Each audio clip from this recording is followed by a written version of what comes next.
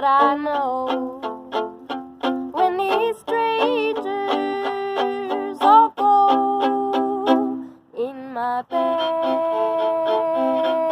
in my arms, in my body, you are a dragon deity, serious and powerful, remembering not the mortal world below. Look at you on your devil's instrument, waving it around like it's heaven sent. You win me and you lose me, elated, confused me. You forget your arms are stronger, that your legs are so much longer, setting free hegemony. Don't forget to remember me. Look at you.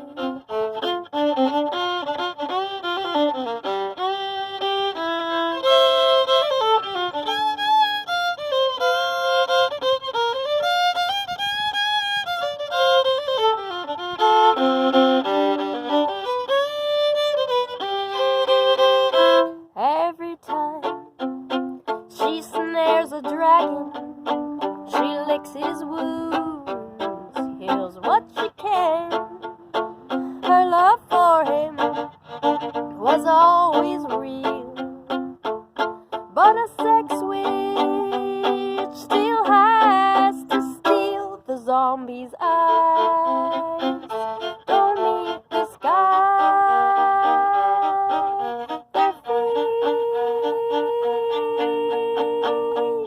their feet don't meet the ground. They need machines, they need your blood, but all I just need your love. Look at you, you want to be free, so go explore out on the sea. When we make love, I'll heal your soul, so when you're gone, you'll think you're whole. Succubus will drain your chi, so baby, bring it on home to me. Not just a witch, a dragon queen, I'll rule you in your dreams.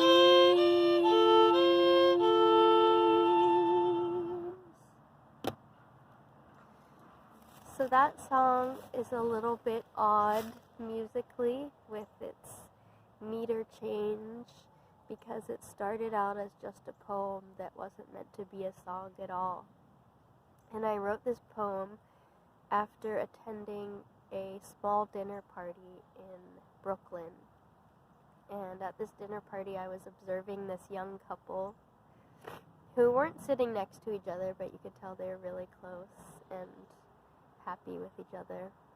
And I remember the woman was talking to the group, and the man was just watching her so closely and respectfully and sweetly, and I was thinking about what he might be thinking watching his partner, because when we're intimate with people, we see them in so many different contexts and environments, and the way you see them when you're like naked in bed with them and whispering and saying all these personal things from the heart is kind of a different experience from being out with them and seeing, you know, how smart and charming they are with all these other people, and how they hold their own in a conversation, and all these different ways that you can observe and see somebody.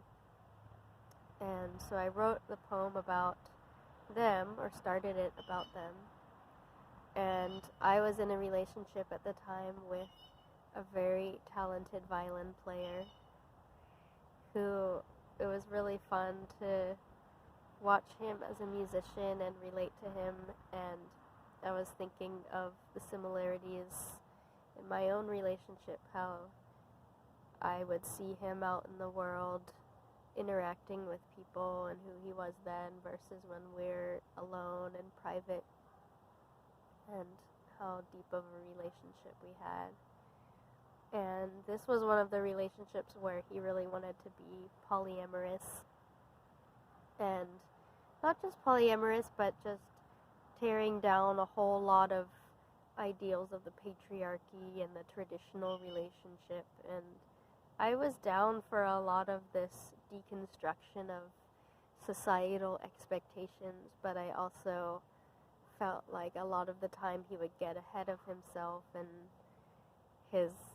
it's kind of like the thing he was trying to escape would come back at him. Like he'd have power over me, not just by the sake of the fact that he was taller and stronger and faster, but because he grew up with different privileges from me and kind of wouldn't recognize them and end up being rude or inconsiderate.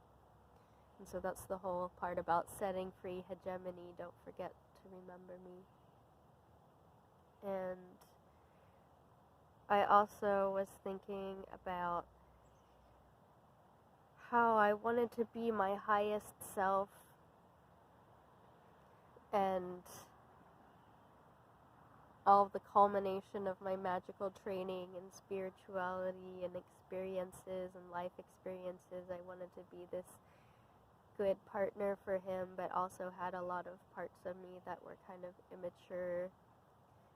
Like a lot of things that would come up between us was who's putting more into the relationship emotionally and financially.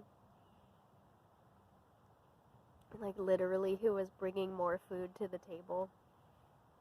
And instead of always just being as generous as I could or talking about how I felt about our contributions, I would become kind of petty sometimes and either hide my resources when I felt like I was being taken advantage of, or even kind of use more of his stuff just because I felt like he was taking more.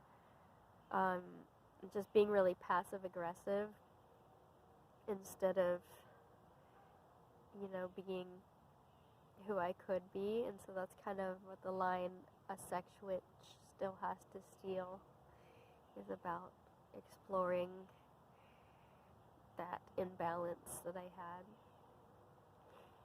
And I've never really loved the polyamory, but I do like the idea of people being free to express how they want and discussing new ways of having relationships. And especially, he was a lot younger than me, and I wanted him to be able to live the life he wanted to live. But I also wanted to make sure that he didn't bring a lot more drama into our intimate circle by being intimate with people who weren't going to be respectful, or were going to freak out or be upset or whatever, or take a lot from him. Just, I wanted to know that I would trust people, and that's kind of what the part about succubi will drain your chi is talking about. So yeah, that's how this song ended up coming to fruition. And when I first turned it into a song and had all these meter changes and it has a pretty wild melody, it was really hard for me to learn, and I had to write out the sheet music, like the transcription of every verse, because every verse is kind of different melodically a little bit, and I had to work on this song really hard to be able to sing it at first. But it was a really good challenge, and I think it made me a better singer. So that's Secret Dragon. Thanks for listening.